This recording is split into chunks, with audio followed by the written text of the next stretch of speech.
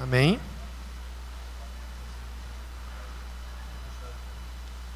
Primeiro livro do Novo Testamento, Evangelho de Mateus, capítulo de número 6. Amém? Todos encontraram? Todos têm a Bíblia? Se tiver algum visitante sem a Bíblia, por favor, membro, verifique e compartilhe com ele a palavra do Senhor, para que todos possam acompanhar a leitura. Evangelho de Mateus, capítulo 6, vamos ler apenas o verso 31 e 32 por enquanto. Verso 31. Não andeis, pois, inquietos, dizendo: que comeremos, ou que beberemos, ou com que nos vestiremos? Porque todas estas coisas os gentios procuram. De certo, vosso Pai Celestial bem sabe que necessitais de todas estas coisas. Amém, irmão? Você pode tomar seu assento? Glória a Jesus. A maior esperança da igreja, irmãos, é o que foi cantado aqui essa noite. É o retorno do Senhor e do Salvador Jesus Cristo. Essa é a nossa esperança, irmãos. É por isso que nós estamos aqui reunidos. É por isso que nós aguardamos essa promessa com fé, com afinco, com gozo, apesar das dificuldades que nós enfrentamos nessa vida. O que nos anima, o que nos dá fôlego e força a continuarmos caminhando é essa promessa. Jesus Cristo, Ele prometeu que Ele irá vir nos buscar para vivermos com Ele, como Ele prometeu na Sua palavra.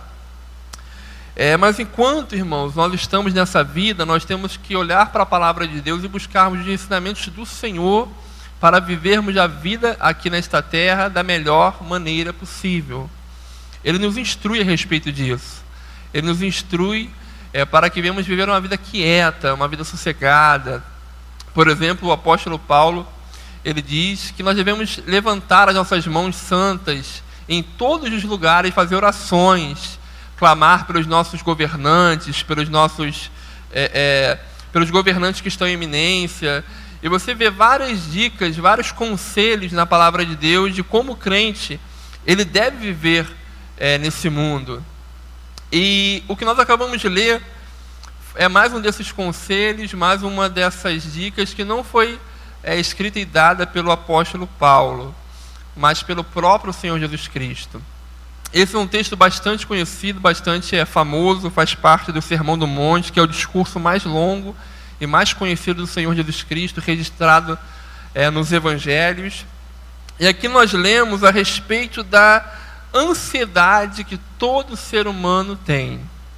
Eu tenho ansiedade, você tem ansiedade. Então Jesus, sabendo que este é um motivo, uma razão suficiente para poder ele ministrar isso no seu sermão, ele abre parte do Sermão do Monte e fala sobre esse assunto que é de suma importância. Quantas pessoas você conhece que são muito ansiosas? Talvez você é uma pessoa muito ansiosa, que quando chega uma situação, um momento crucial, um momento específico na sua vida, algo que você tem que realizar, seja no trabalho, seja na sua vida pessoal, e você fica muito ansioso sobre isso, isso acaba te afetando de tal maneira que você perde o controle, e quando chega naquela situação, você acaba sendo afetado por essa ansiedade, e aquilo que você planejou fazer por tanto tempo, se esforçou, se esmerou, talvez não saia da melhor maneira possível, devido à sua ansiedade. Obrigado, mano. O que Jesus tem a nos ensinar em relação a isso? Primeiro, nós lemos aqui o verso 31 e 32, onde ele diz que para nós não andarmos inquietos. Essa inquietude aqui, ela é um sintoma de ansiedade, como nós vamos falar daqui a pouco. Mas o que vem a ser essa ansiedade? Como eu falei, todos nós temos um pouco de ansiedade. Uns têm mais, outros têm menos, mas todos, em certa medida, todos nós somos ansiosos. Ansiedade é uma ânsia, uma aflição, um nervosismo que antecede momentos cruciais. Então, esse nervosismo normal que o ser humano tem quando está perto de um momento crucial da vida dele, é denominado de ansiedade. Como eu disse, em certo sentido, todos nós somos ansiosos. O problema com a ansiedade, quando ela se torna desproporcional, quando ela é tão grande na sua vida que faz com que você perca o senso crítico, a razão, quando isso afeta o seu sistema nervoso de tal maneira que você não consegue fazer aquilo que deveria fazer, que você até costuma fazer bem, mas por causa desse sentimento você acaba não fazendo tão bem assim por causa dessa ansiedade. Então a primeira coisa que eu queria falar aqui é sobre esses sintomas da ansiedade. É claro que eu não sou nenhum especialista do assunto, mas nós vamos dar uma visão bíblica, né? Não uma visão psicológica do assunto, mas uma visão bíblica segundo o que o Senhor Jesus ele tem a nos ensinar. E sabemos que a ansiedade não é algo apenas secular, né? O crente também ele é ansioso. Esse sentimento pode também tomar a sua mente caso você não venha vigiar. E alguns dos sintomas que nós podemos ver neste trecho das Sagradas Escrituras, que eu separei aqui para a gente comentar essa noite. Então, primeira coisa, quais são esses sintomas? Para você perceber se a sua ansiedade é mais do que uma ansiedade normal, mais do que aquele nervosismo que antecede um momento importante. Por exemplo, tem gente que é muito ansioso e fica nervoso quando vai falar em público. Não é assim? Às vezes vai cantar aqui em cima, fica nervoso, treme, a perna treme. Algumas pessoas na hora de pregar a primeira vez fica muito nervosa e treme um pouquinho na hora de orar, enfim. Isso acontece com todo mundo até que a pessoa começa a se acostumar com aquilo e aquela ansiedade não tem mais domínio sobre ela. Então ela começa a controlar aquele medo, aquele nervosismo, aquela ânsia, aquela preocupação. Mas o que Jesus tem a nos falar aqui sobre esses sintomas? No verso 25, que nós não lemos, vamos ler agora, ele fala: por isso vos digo, não andeis cuidadosos quanto à vossa vida, pelo que haveis de comer ou pelo que haveis de beber, nem quanto ao vosso corpo, pelo que haveis de vestir. Não é a vida mais do que o mantimento e o corpo mais do que o vestido? Então Jesus fala que um dos sintomas da ansiedade é esse cuidado exagerado. E cuidado aqui, irmãos, é no sentido negativo da palavra. Não é quando você é cuidadoso com as suas coisas, não. Tá? Em outras versões bíblicas aqui chama-se cuidado de preocupação. Então, quando você deixa que essas coisas da vida, os momentos que você vai ter que passar por eles, te preocupem de uma maneira tal que essa preocupação venha te causar mal, essa ansiedade, ela já tem que ser cuidada e tratada para que esse problema não venha se tornar em algo maior, em algo pior. Então Jesus fala que esse cuidado exagerado, essa preocupação, que a própria palavra já diz, né? Preocupação, é quando você se ocupa com algo antes mesmo dessa coisa chegar até você. Então você antecede o problema, você fica tão ansioso que o problema nem chegou ainda, você nem está passando pela prova ainda, e você já está preocupado. Tem gente que está reclamando dentro da prova, mas a gente está falando, ai meu Deus do céu, se eu passar pela prova que fulano está passando, eu vou ficar... Nem passou por nada ainda, mas já está pensando que se fosse ela na situação da pessoa, ela já está se preocupando por algo que nem a atingiu ainda. Não chegou nem perto dela ainda, mas ela está se preocupando. Está se ocupando a sua mente, ocupando o seu coração por algo negativo, por uma visão pessimista, por uma preocupação exagerada, e aquilo já lhe faz mal. Então Jesus, sabendo disso, ele separa esta parte do Sermão do Monte para falar: olhem, não tenham cuidados exagerados, não se preocupem. Então este primeiro sintoma da ansiedade é a preocupação. E no verso 31, o segundo sintoma que a gente pode ver aqui no texto, o verso que a gente leu, ele fala: não andeis, pois, o quê? Inquietos. Então, além de estar preocupado, essa preocupação se converte em uma inquietude. Aquilo que é algo mental, que está apenas aqui na mente dela, começa a se materializar e ela começa a agir de maneira inquieta devido a esse problema que ela está antecipando sobre a vida dela. E ela já começa a ficar inquieta, aí começa a vir insônia, aí não dorme direito, aí tem que ficar tomando remédio, e conversa e fala, e está preocupado com aquilo de tal maneira que aquilo vai lhe fazendo um mal, traz esse peso sobre ela, e a situação nem chegou ainda. O problema está lá na porta, e ela está antecipando esse problema com essa preocupação, com essa inquietude. O que Jesus trata aqui, ele fala as causas da ansiedade, ele decide duas causas aqui para a ansiedade que nós lemos. No verso 25 também, que a gente já leu, nós vamos ler novamente. Não andeis cuidadosos quanto à vossa vida, pelo que haveis de quê? Comer, ou pelo que haveis de...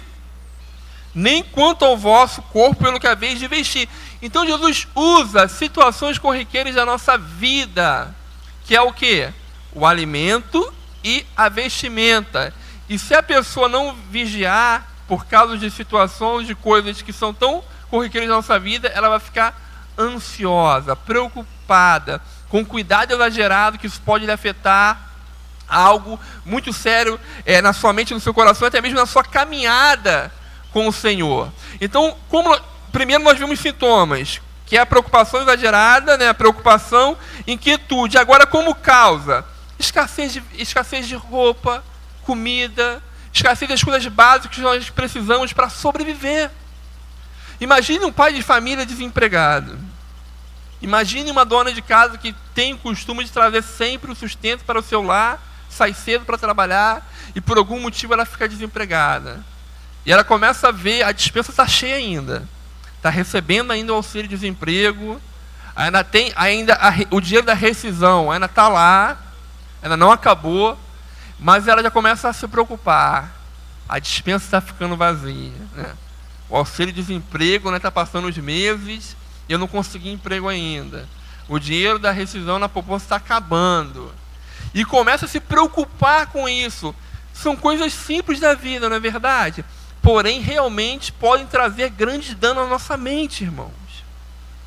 Traz grande dano à mente do homem de Deus, da mulher de Deus, se ele não fizer o que nós vamos ver daqui a pouco, que Jesus nos ensinou. Então, o que pode causar essa ansiedade a nós? É quando você está numa situação complexa, complicada da sua vida e você não se sente impotente diante dela. Quantas situações você olha e fala assim, eu não posso fazer mais nada em relação a isso. Eu estou impotente em relação a essa situação. Não há nada mais que eu possa fazer para mudar este quadro. Talvez você já fez de tudo.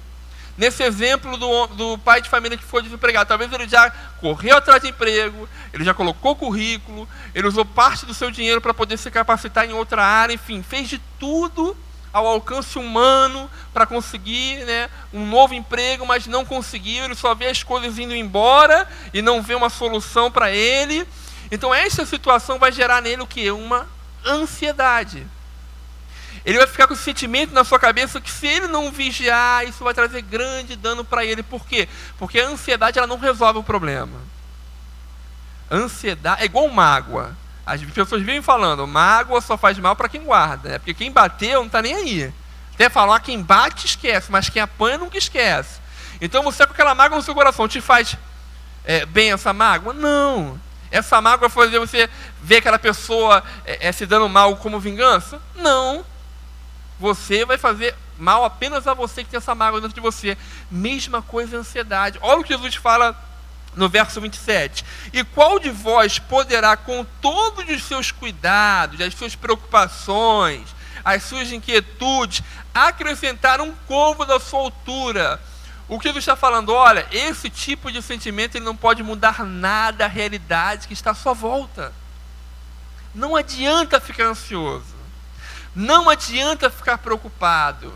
Não adianta você perder noites sem dormir por causa desse tipo de sentimento, porque isso não vai mudar. Ah, pastor, mas é complicado, é difícil. O que eu tenho que fazer? Como eu vou agir? É complicado, realmente é.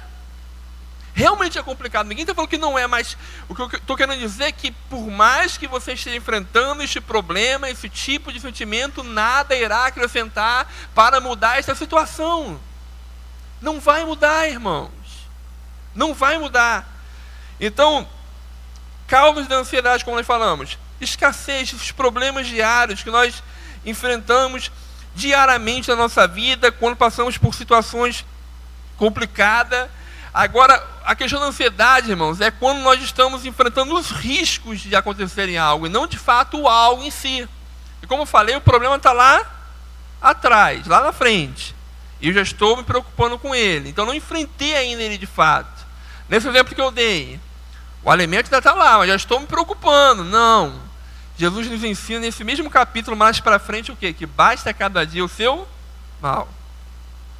As pessoas estão passando sérios problemas, irmãos, porque elas estão trazendo um peso desproporcional. Ela não consegue aguentar aquele peso todo, mas ela quer trazer aquele peso sobre si e quer carregar todo o peso do mundo, quer carregar o peso de toda uma vida futura em um dia.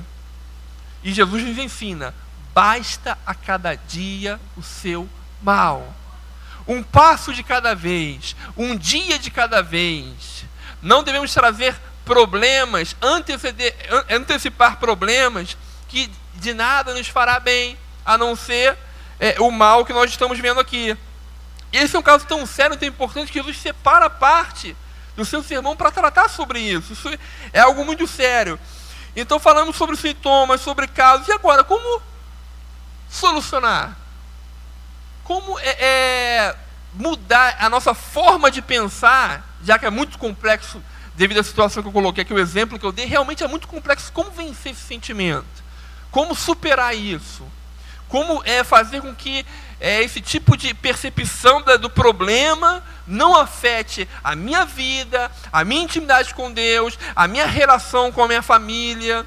Porque o pai que passa por isso, com certeza, ele acaba tendo problemas no relacionamento familiar, porque ele vai se sentir impotente, incapaz, vai se culpar, e a esposa vai ficar ali também sem saber o que fazer para poder ajudar, ele vai trazer uma culpa desnecessária sobre si, e vai acabar afetando toda a casa, toda a família. Tudo isso nós sabemos. Mas e como superar isso? Jesus nos ensina, irmãos. Jesus tudo nos ensina. Olha o que ele fala aqui no verso de número 26. Olhai para as aves do céu, que nem semeiam e nem cegam, nem ajuntam em celeiros, e vosso Pai Celestial as alimenta. Não tendes vós muito mais valor do que elas? Então, como eu falei, ele deu o exemplo da comida e ele deu o exemplo das roupas, da vestimenta. Nesse verso 26, ele fala sobre o alimento. Ele fala: olhe. Olhe para quê? Para as aves do céu. Sabe o que a ansiedade faz com a gente? Ela nos cega. Quando a gente está ansioso, preocupado com o problema, você fica tão imerso naquilo que você não consegue perceber a realidade da sua volta. Então Jesus nos convida essa noite: olha, pare e olhe. Perceba o que está ao seu lado. Perceba o que está à sua volta. Contemple o mundo que Deus criou e gere. E domina. Perceba o mundo que Deus controla. Perceba o mundo que Deus ainda é soberano. Perceba o mundo que não saiu e não fugiu do controle de Deus. Perceba esse mundo que está sob os cuidados de Deus. Perceba esse mundo que ainda está sobre as mãos de Deus. Olhe para as aves do céu. Pare de ficar cego no seu problema. Para de achar que o mundo está rodando à sua volta. E olhe para o lado. Olhe para as aves dos céus. O que elas têm melhor do que a gente? Ele não falou no final do versículo 26, não tem de vós muito mais valor do que elas? Temos ou não temos muito mais valores do que essa parte da criação de Deus? Claro que temos, irmãos. Deus mandou nós dominarmos, sujeitarmos toda a criação. Isso foi designado ao homem. Então ele fala: olha, olhe para as aves dos céus, que nem semeiam e nem cegam, nem ajuntam em celeiro, e vosso Pai Celestial as alimenta. O cuidado que Deus tem com as aves, o cuidado que Deus tem com os animais, Ele muito mais tem cuidado conosco. E como nós podemos perceber que Deus tem cuidado dos animais? Porque a gente pode ver lá no livro de Gênesis que Deus, quando criou os animais, ele abençoou o dia e abençoou a sua criação. Então nós sabemos que Deus tem cuidado sim dos animais, porque são parte da sua criação. E mais para baixo, que agora no verso que ele fala em relação à vestimenta, porque como eu falei, fala em relação à comida. Mas no verso 28 ele fala: e quanto ao vestido? Por que andais solícitos? Olhai para os lírios do campo, como eles crescem, não trabalham e nem fiam. E eu vos digo que nem mesmo Salomão, em toda a sua glória, se vestiu como qualquer deles. Como que Jesus sabia que Salomão não se vestiu como os lírios?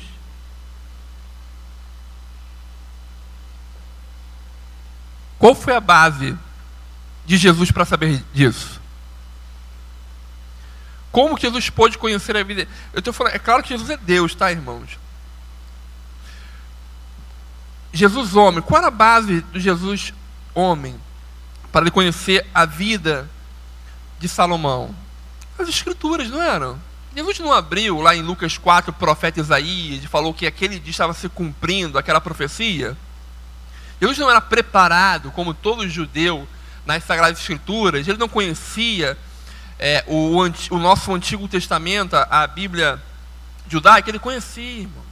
Sabe por que ele pôde aconselhar os ansiosos? Porque ele olhava para o mundo, via aves e via lírios, mas ele olhava para a Escritura e viu o exemplo de Salomão. Como eu falei, a ansiedade ela te cega. Você não consegue olhar para nada além do seu problema. Mas o convite que eu te faço essa noite, meus irmãos, é pare de olhar um pouco para isso que te inquieta. E comece a olhar para o mundo que está à sua volta e o compare com a Escritura que está em suas mãos. Olhe para as Escrituras. Primeiro olhe para o mundo que está à sua volta. Olhe para o cuidado de Deus no mundo. Agora olhe para as Escrituras e compare como que Deus tem cuidado de nós. Esse mesmo lírio, olha o que Jesus fala tão profundo, esse mesmo lírio que é tão belo, esse mesmo lírio que Salomão não se vestiu como nenhum deles. Era o mesmo lírio que hoje crescia no campo, mas amanhã logo morria e era atacado ao fogo. E ele te pergunta, não te vestirá o Senhor muito mais do que esses lírios que hoje estão aqui e amanhã não mais estarão? Claro que sim, irmãos. Claro que sim. É porque essa cegueira que nos cerca, essa cegueira que nos envolve, que nos impede de perceber essas coisas tão simples, elas te impedem de perceber coisas tão simples como essas. De que Deus, apesar de todo problema, apesar de toda dificuldade, Ele tem cuidado de nós, irmãos. Ele tem cuidado de você. Nada irá te faltar. Nada irá te faltar. Perceba que apesar da dificuldade que você tem passado, repare que quantas vezes você ficou ansioso por muitas coisas e hoje você está aqui. Você já não passou por isso? Lembra de um problema que você teve há pouco tempo? Lembra como você estava pouco tempo antes desse problema? Agora lembra que você está aqui hoje, olha, esse problema já passou. Esse problema já passou. Porque os problemas da vida do crente, eles vêm e eles vão. Eles vêm e eles vão. Mas, irmãos, nós que confiamos no Senhor, como diz o salmista, nós somos como os montes, como o monte de Sião, que não se abala, mas permanece para sempre. Você permanece para sempre em Cristo.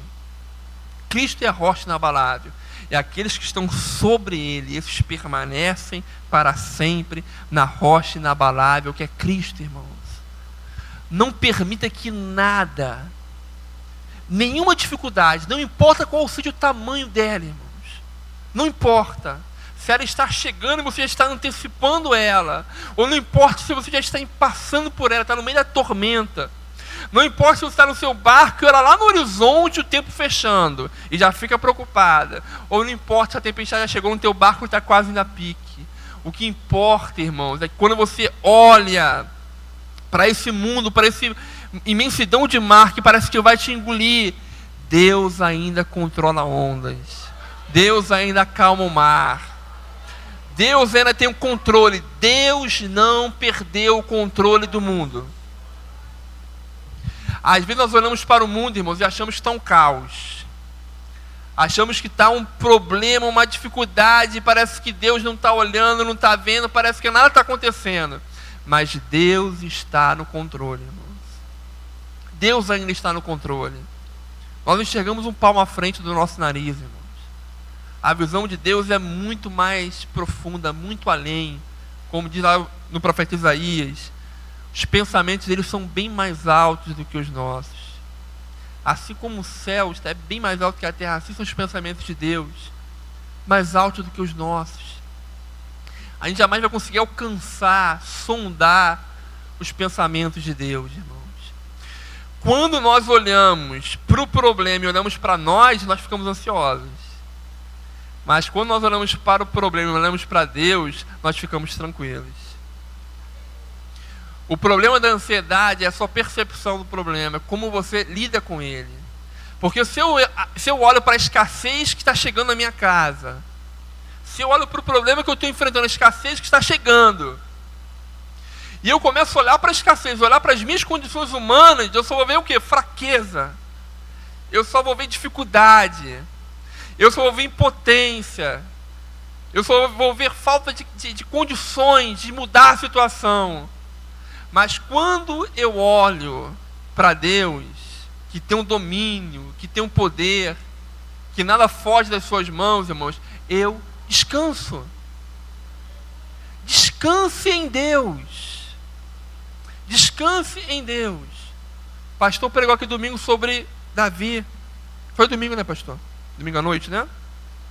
Sobre Davi e Golias, os problemas, os gigantes que nós enfrentamos. E pegando um pouquinho da mensagem do pastor, né, aquele exemplo lá de Davi com Golias, todos os soldados faziam o quê? Ficavam com medo. Porque eles olhavam para um homem de 2,98 m, né, pastor? 2,98 m e ficavam como? Com medo. Se eu olho para o problema desse tamanho e olho para mim, eu vou sentir o quê? Medo. Mas Davi olhou para o problema daquele tamanho e olhou para quem? Para ele? Pastorzinho de ovelha? Não, irmãos. Quem é este incircunciso filisteu para desafiar o exército do Deus de Israel? Quem é esse? Quem é esse? Você percebe que é o modo que você enfrenta que faz toda a diferença. Se você olhar para si, você vai ficar ansioso e vai ficar cheio de medo. Mas se você olha para Deus, você vai ter coragem de enfrentar. Você vai pegar as suas pedras e vai em frente ao teu gigante. Porque Deus é contigo. E não tem ansiedade que vai te desanimar, que vai te deixar em depressão, que vai te deixar com culpa, que vai te deixar impotente, não, porque Deus está conosco. Deus está conosco, irmãos. Você tem valor. Nós lemos no final do verso 26, não tendes vós muito mais valor do que elas, do que as aves. Você tem valor para Deus. Você é importante para Deus. E eu não estou falando aqui para poder massagear o seu ego, não. Não é isso. Só quero que você perceba que Deus, Ele tem cuidado de você. Deus tem cuidado de você, irmãos. Deus tem cuidado de mim, irmãos. Quantos testemunhos já ouvimos aqui? Quantos testemunhos eu poderia estar contando aqui, irmãos? Olhe para a sua vida e veja o quanto Deus já fez. Por que você vai deixar esse problema que você está enfrentando agora, ou que está chegando, te desanimar? Porque você vai jogar a toalha agora? Não, irmãos. Versículo 32, que nós já lemos, vamos reler. Todas estas coisas os gentios procuram. Jesus está aqui diferenciando o crente do gentio. Essa ansiedade, essa percepção do problema é coisa de mundano, irmãos. É coisa de gentio. É coisa de quem não tem compromisso com Deus. Por que é coisa de gentio? Porque ele não tem Deus no coração. Então quando ele olha um problema, quem está diante do problema? É ele. É ele mais ninguém. Ninguém está com ele. Ele não invoca a Deus. Porque ele não tem Deus por Deus. Ele não clama a Deus, porque ele não considera o Senhor como seu Deus. Então essa ansiedade, irmão, essa preocupação exacerbada pelo problema que enfrenta, é coisa de pessoa que não tem Deus no coração. E se você tem passado por isso, irmãos, é porque você não tem olhado para o teu Deus. Ou você não tem percebido que Ele está contigo no meio da batalha. Você está olhando para si, achando que você que vai vencer, você que vai lutar. Não! Deus está contigo. Então Jesus fala, olha, isso quem faz são gentis.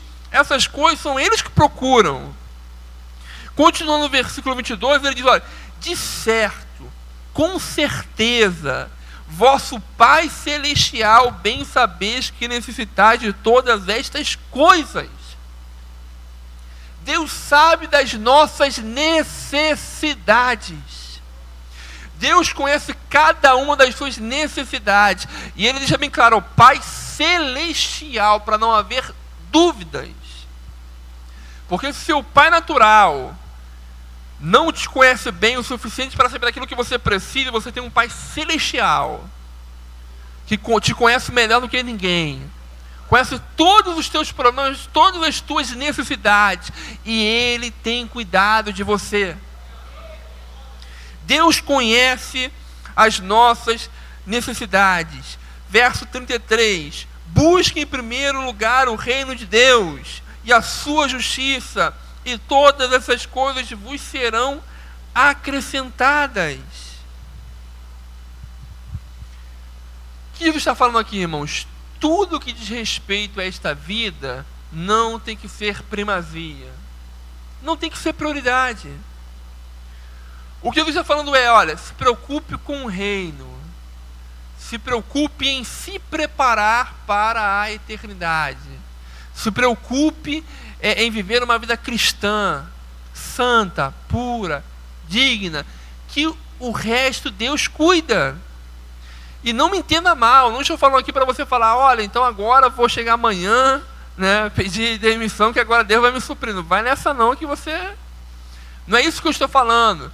Estou falando que quando você não coloca o seu coração nas coisas deste mundo, mas tem a prioridade nas coisas celestiais, no reino de Deus, tudo aquilo que você tem feito aqui neste mundo, Deus vai dar crescimento, Deus vai abrir portas, Deus vai acrescentar, porque Ele é Deus, porque Ele conhece as tuas necessidades.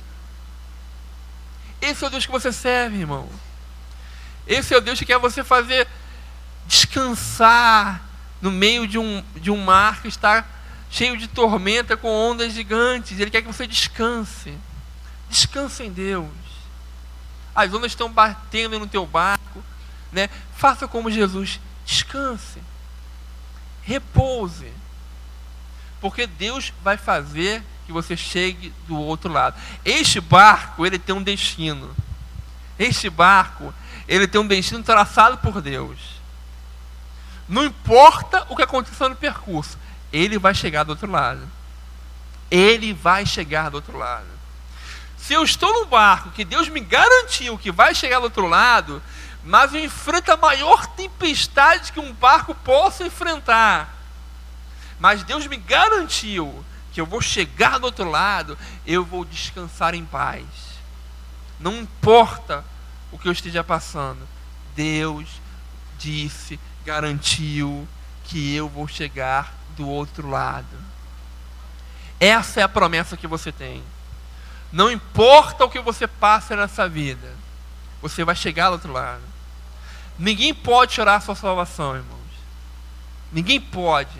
Você pode entregá-la, você pode rejeitá-la, você pode até mesmo se apostatar da fé, abandonar, você pode, mas alguém tirar de você sem a sua permissão?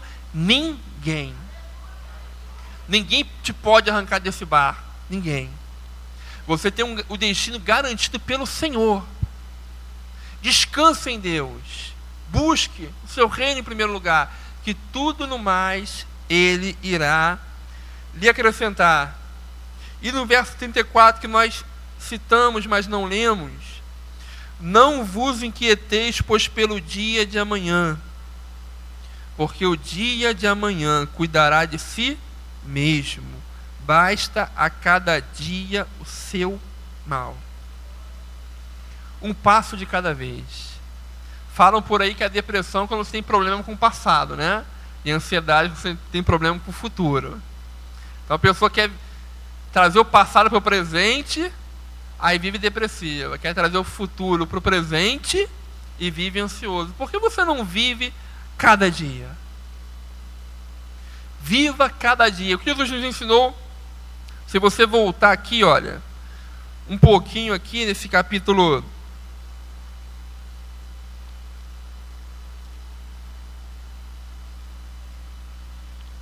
Tô sem óculos aqui, tá um caso sério. Meu óculos quebrou, tô fazendo outro, nesse meio tempo a gente fica cego, né, irmãos? Deixa eu achar aqui direitinho. É aqui o Mateus 6:11. É dentro da oração conhecida como oração do Pai Nosso, né, que começa aí no verso 9, né? Olha o que Jesus nos ensina a orar no verso 11, Mateus 6:11. O pão nosso de cada dia nos dá ontem, amanhã? Não, né? Jesus nos ensina uma oração diária, irmãos. Uma dependência diária de Deus. É com o seu hoje que você tem que se preocupar. Hoje você teve o que comer? Hoje você teve o que se vestir? Né? Então dê glória a Deus por isso. Dê glória a Deus por isso. Porque o amanhã Deus tem cuidado para você. O amanhã Deus tem preparado para você. E Deus não prometeu um amanhã de regalias não, tá? Não pense assim, então eu vou descansar hoje, vou dormir, porque amanhã vou acordar e a mesa vai estar pronta. Não pense que seja isso. Não. Deus, Ele cuida das nossas necessidades, não das nossas futilidades. Ele não tem obrigação com futilidade de ninguém. O compromisso que Ele tem com o crente são as necessidades do crente. As suas necessidades estarão com certeza supridas amanhã. Aí você vai poder dizer como o apóstolo Paulo: posso todas as coisas naquele que me fortalece. Porque é isso que esse versículo quer dizer. Ele fala, olha, eu passei, tive muito, tive em abundância, mas também tive o que? Em escassez. Por isso eu posso todas as coisas. Eu posso todas as coisas porque eu já passei por todas as situações. Eu sei passar fome, mas também sei ter abundância de alimento. Por isso que eu posso tudo naquele que me fortalece. É isso que o verso quer dizer. Aí você poderá dizer como Paulo: eu posso tudo em Cristo, em Deus que me fortalece. É Ele quem te fortalece. Você não é forte por si mesmo. A sua força não vem dos seus músculos. Não seja prepotente, altivo ao dizer que eu fui e conquistei pelo meu esforço, pelo meu trabalho. Não. Esse músculo que mexe aí no seu corpo só está mexendo, só tem força porque Deus permitiu. Porque se Deus tirar o teu fôlego de vida, você nem levantaria da sua cama nesse dia. Deus te dá força e vigor. Deus te fortalece a cada dia. Para cada dia você fazer essa oração: Pai, me dê o meu pão diário. Para cada dia você poder dizer: eu posso, porque é Ele quem me fortalece. Para você poder dizer: olha, basta cada dia para mim. Basta o mal de cada dia, basta o problema de cada dia. Porque nós devemos ver um dia após o outro. Essa é a solução para a ansiedade. Quer ficar livre de ansiedade? Pare de olhar para o seu problema e para si.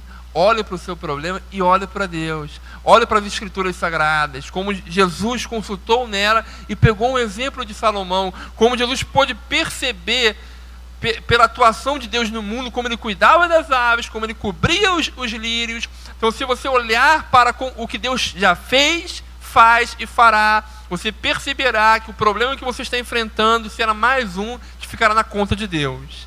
Mais um que você vai testemunhar amanhã. Porque você vai colocar diante de Deus, Ele vai atuar com certeza, e com certeza vai ser mais uma história para você contar. Olha, aquele problema passou. Aquela dificuldade já foi. E agora mais um testemunho a ser contado, irmãos. Então que o Senhor nos dê graça, que o Senhor nos abençoe, que o Senhor nos ajude, que o Senhor nos auxilie para que possamos estar com os nossos olhos firmes nele. Porque se os nossos olhos estiverem firmes no Senhor e não naquilo que nos aflige, irmãos, com certeza, a nossa vida será uma vida cristã com muito mais fé, com muito mais produção, com muito mais coisas boas a serem vistas, a serem realizadas. E não uma vida que vai murchando, que vai definhando, porque esses problemas nos arrastam para baixo e nada podemos fazer. Não.